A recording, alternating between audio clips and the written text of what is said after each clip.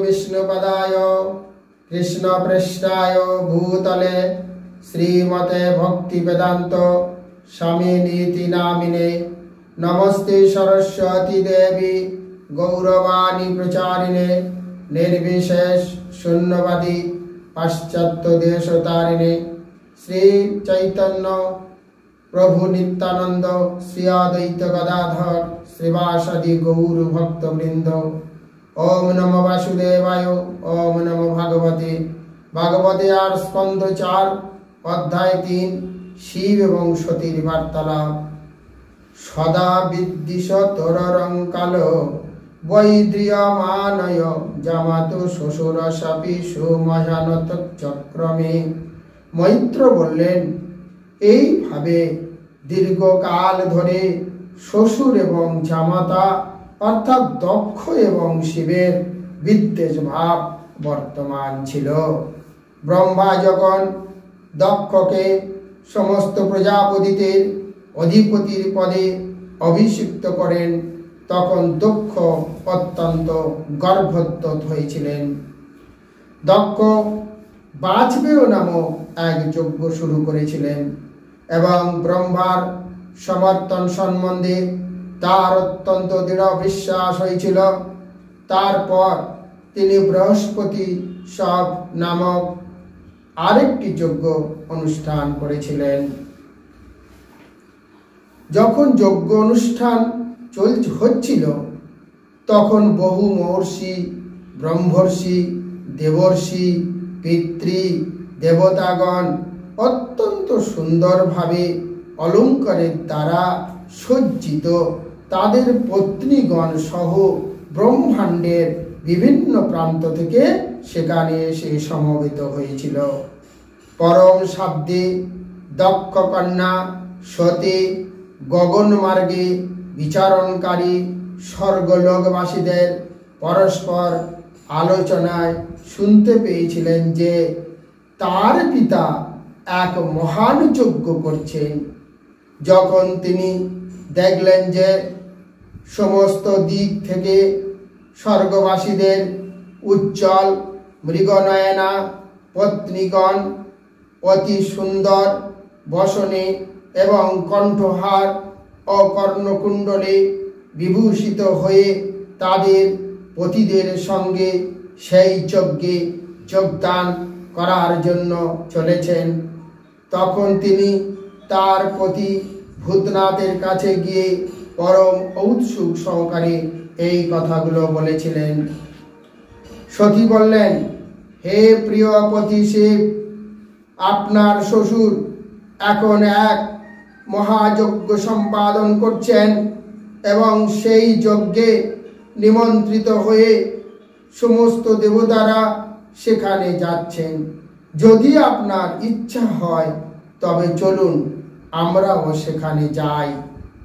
মনে হয় আমার ভগিনীরাও তাদের পতিদের সঙ্গে আত্মীয় স্বজনদের দর্শন করার বাসনায় সেই মহাযজ্ঞ অনুষ্ঠানে গিয়েছেন। আমার পিতৃ প্রদত্ত অলঙ্কারে সজ্জিত হয়ে আমি সেই সভায় যোগদান করার জন্য যেতে চাই। আমার ভগিনীগণ, মাতৃ শাসগণ, তাদের পতিগণ এবং অন্যান্য স্নেহপরায়ণ আত্মীয় স্বজনগণ সেখানে নিশ্চয়ই সমবেত হয়েছেন। তাই আমি যদি সেখানে যাই তাহলে আমি তাদের দেখতে পাব। সেখানে আমি উড্ডীয়মান যজ্ঞধ্বজা এবং মহর্ষিগণ কর্তৃক অনুষ্ঠিত যজ্ঞ দর্শন করতে পারব। হে প্রিয়পতি, সেই সমস্ত কারণে আমি সেখানে যেতে অত্যন্ত উৎকণ্ঠিত। এই দৃশ্য জগৎ ত্রিগুণের পারস্পরিক ক্রিয়া বা পরমেশ্বর ভগবানের বহিরঙ্গা শক্তির এক আশ্চর্যজনক সৃষ্টি। সেই তথ্য আপনি সম্পূর্ণরূপে অবগত, কিন্তু আপনি জানেন যে আমি একজন তত্ত্বজ্ঞানহীনা অবলা স্ত্রী। তাই আমি আর একবার আমার জন্মভূমি দর্শন করতে চাই। হে অভব, হে নীলকণ্ঠ, কেবল আমার আত্মীয় স্বজনরাই নয়, অন্য রমণীরাও সুন্দর অলঙ্কার এবং বেশভূষার বিভূষিত হয়ে তাদের পতি এবং বন্ধুদের সঙ্গে সেখানে যাচ্ছেন। দেখুন তাদের শ্বেত বিমান সমূহ কিভাবে সমস্ত আকাশকে সুশোভিত করেছে। হে দেবশ্রেষ্ঠ, পিতৃগৃহে উৎসবের কথা শুনে কন্যার দেহ কিভাবে অবিচলিত থাকতে পারে? আপনি যদি মনে করেন যে আমাকে সেখানে নিমন্ত্রিত করা হয়নি, কিন্তু বন্ধু, স্বামী, গুরু অথবা পিতার গৃহে তো বিনা নিমন্ত্রণেও যাওয়া যায়। হে অমর শিব, কৃপাপূর্বক আপনি আমার মনোবাঞ্ছা পূর্ণ করুন। আপনি আমাকে আপনার অর্ধাঙ্গিনী রূপে স্বীকার করেছেন, অতএব আমার প্রতি কৃপা প্রদর্শন পূর্বক আপনি আমার অনুরোধ স্বীকার করুন। মহর্ষি মৈত্র বললেন, কৈলাস পর্বতের ত্রাণকারী শিবের যদিও তখন বিশ্বস্রষ্টাদের সম্মুখে তার প্রতি দক্ষের মর্মভেদী কটূক্তির কথা স্মরণ হয়েছিল, তবু তিনি তার প্রিয়তমা পত্নীর বাক্য শ্রবণ করে হেসে উত্তর দিয়েছিলেন। মহাদেব উত্তর দিয়েছিলেন, বললেন, হে সুন্দরী, তুমি বলেছ যে অনাহুত হয়েও বন্ধুর গৃহে যাওয়া যায়। সে কথা সত্যি, যদি সেই বন্ধু দেহাত্মবুদ্ধি জনিত অহংকারের ফলে ক্রুদ্ধ হয়ে দোষ দর্শন না করে। বিদ্যা, তপস্যা, বিত্ত, সৌন্দর্য, যৌবন এবং আভিজাত্য, এই 6টি মহাত্মাদের গুণ, কিন্তু যারা সেইগুলি লাভ করার ফলে গর্ভান্ধ হয় এবং তার ফলে তাদের সৎ বুদ্ধি বা বিবেক হারিয়ে ফেলে, তখন তারা মহৎ ব্যক্তিদের মহিমা দর্শন করতে পারে না। যারা অসংযত চিত্ত হওয়ার ফলে অতীতের ভুকুটি করার ক্রোধ নেত্র দর্শন করে, তাদের আত্মীয় বা বন্ধু বলে মনে করেও তাদের গৃহে যাওয়া উচিত নয়। শিব বললেন, আত্মীয়দের কটূক্তি দ্বারা মর্মাহত হলে যেরকম ব্যথা অনুভূত হয়, শত্রুর বাণের দ্বারা আহত হলেও সেই প্রকার ব্যথা হয় না, কেননা সেই ব্যথা দিন রাত হৃদয়কে বিদীর্ণ করে। হে সুন্দরী, আমি জানি যে দক্ষের সমস্ত কন্যাদের মধ্যে তুমি হচ্ছ সব চাইতে আদরের কন্যা, কিন্তু আমার পত্নী বলে তুমি তার গৃহে সম্মান লাভ করবে না। পক্ষান্তরে আমার সঙ্গে সম্পর্কের ফলে তুমি দুঃখিত বোধ করবে। যারা অহংকারের দ্বারা পরিচালিত হওয়ার ফলে সর্বদা মন এবং ইন্দ্রিয়ের দ্বারা সন্তপ্ত হয়, তারা কখনো আত্মতত্ত্বজ্ঞ ব্যক্তিদের ঐশ্বর্য সহ্য করতে পারে না। আত্ম উপলব্ধির স্তরে উন্নতি হতে অক্ষম হয়ে তারা সেই সমস্ত ব্যক্তিদের প্রতি ঈর্ষাপরায়ণ হয়, ঠিক যেমন অসুরেরা পরমেশ্বর ভগবানকে ঈর্ষা করে।